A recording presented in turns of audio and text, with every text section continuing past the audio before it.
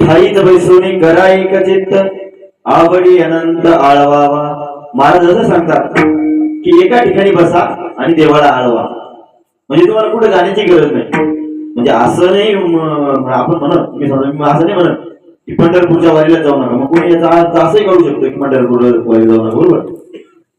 तुम्ही जर त्याचं जाणं शक्य नसेल त्याने एका ठिकाणी बसून देवाला जरी आवडलं तरी म्हणजे होतं. त्याचं काय काय कधी कधी कसं होतं माहिती का, एखादा व्यक्ती असतो दोघांचं समजा नवीन लग्न झालं एखाद्या मुला मुलीचं. म्हणजे त्याचा काय विषय असतो की समजा त्या मुलीला परमार्थाची आवड राहते, याला काही परमार्थाची आवड नसते. ती काय करते की तुम्ही वारीला जा वारीला जा वारीला जा याच्या मनात नसतं.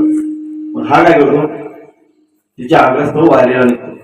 वारीला निघाला अर्ध्या मधात होतो लगेच पळत पळत पळत मग तो बैलांना चारा पाणी वगैरे व्यवस्थित कर बरं का. बघा याचं चित्त कुठं सर्व प्रपंचामध्ये, तिकडे काहीच नाही. म्हणजे बघा तुम्ही पंढरपूरला निघाला चित्त सर्व इकडे, त्या गोष्टीला काही अर्थ आहे का.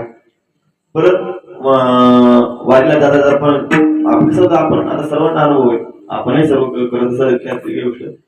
वारीला निघालो की घरी फोन करतो जेवलात का.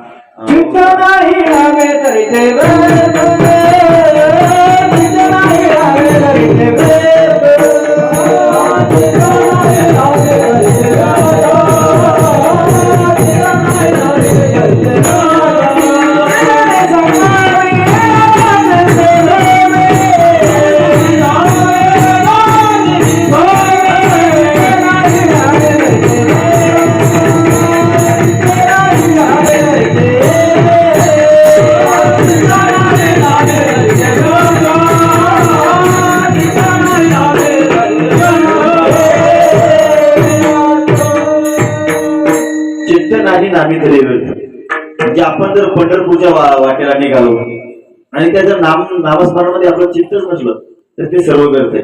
तसं तो काय करतो, त्याचं चित्त सर्व प्रपंचामध्ये राहते, इकडे सर्व चित्त इकडे राहते. परंतु काय होतं, त्याची जी बायको असते तिचं सर्व चित्त तिकडे राहते. आता आपण पंढरपूरला निघालो आणि आपलं चित्त सर्व घरी, त्यात काही अर्थ नाही. आपलं चित्त पंढरपूरला निघालो सर्व चित्त घरी, तर वारी व्यर्थ केल्यासारखी आहे. परंतु ही काय होतं, हिचं सर्व चित्त तिथं राहते. आता माझे पती गेले असतील पंढरपूरला, दर्शन घेतलं असतील, तिथून परत एखाद्या देवळात वगैरे मंदिरात वगैरे गेले असतील, अशा गोष्टी.